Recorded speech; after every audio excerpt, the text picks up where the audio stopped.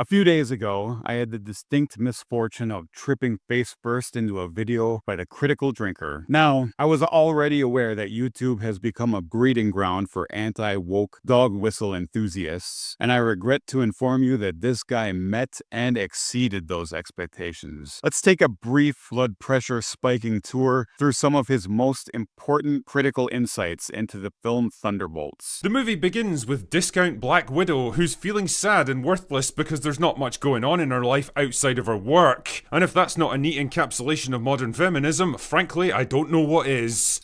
Brilliant. Why should a female character be able to express actual human vulnerability without it being reduced to a smug punchline about gender politics? John Walker exists for no other reason than to be wrong about everything and constantly mocked and belittled by the strong female characters around him. You know, like basically every other Marvel movie since Endgame.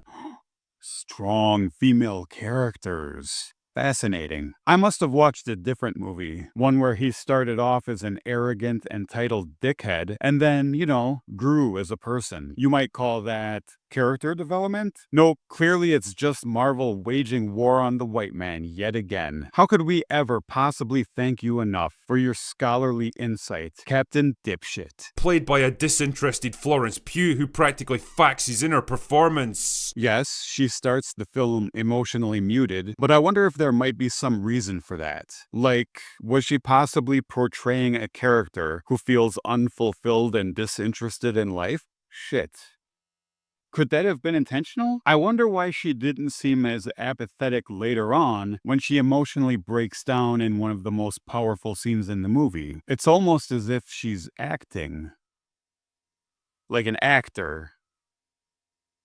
In a movie. What's that? Oh. Turns out she's receiving nearly universal praise for her fantastic performance. Well, shit.